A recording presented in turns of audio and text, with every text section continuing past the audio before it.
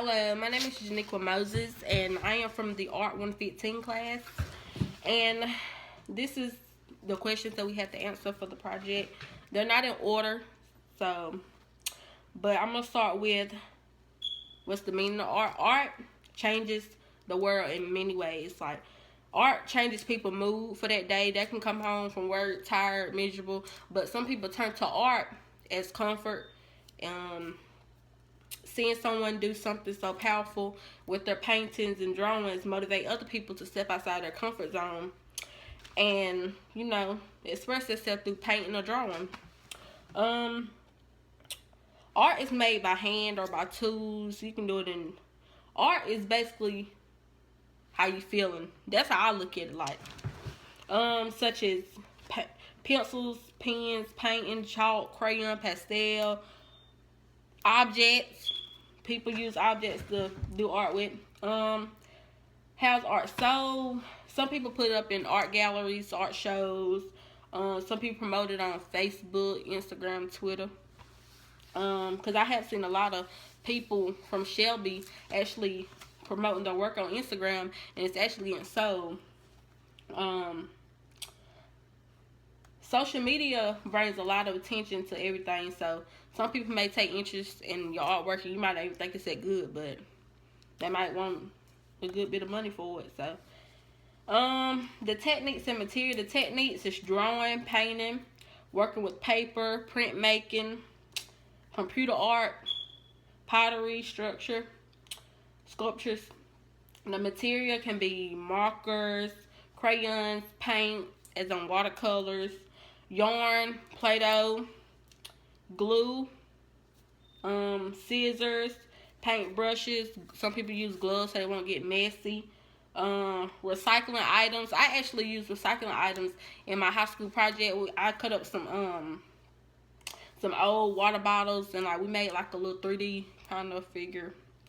Like I said before, pastel, pen, pencils, chalk, crayons. You can use a whole bunch of stuff. The three artists that had stood out to me was Michelangelo, Latoya Frazier, I think I'm saying that right, and Lee Frazier. Lee Fransner. I think I'm pronouncing that right. Lee remind myself of me because they did a lot of abstract work. And my art teacher in high school told me I was more of an abstractor because every time I drew or painted something, it's like it never looked like anything, but it always popped. Like, it drew attention. Latoya Frazier uses self-portraits, which I think is good because a lot of artists don't use pictures. They want to use colors and paint and do other stuff. But the self-portraits that she used actually has meaning behind it. Like in the art book for our last module on the Revel, she had a picture of a young black girl that just had a normal dry face. But it had a lot of meaning behind it. At least I felt like it did. And there's not a lot of artists out there that's like her that just do that. And some people don't understand it because I guess you gotta read. Some people just look at pictures and judge it by the way it look, but you have to read the meaning behind it. And Michelangelo, to me, I call him a nudist because every artwork or painting or anything I done seen him, always the sculptures are always done been nude. Cause it's either the man and woman touchy or they barely have on clothes or anything. So I really like him. He's very popular too. And like I said, Lee Fransner, I think I'm saying that right, remind me of myself. So that's why I chose them three.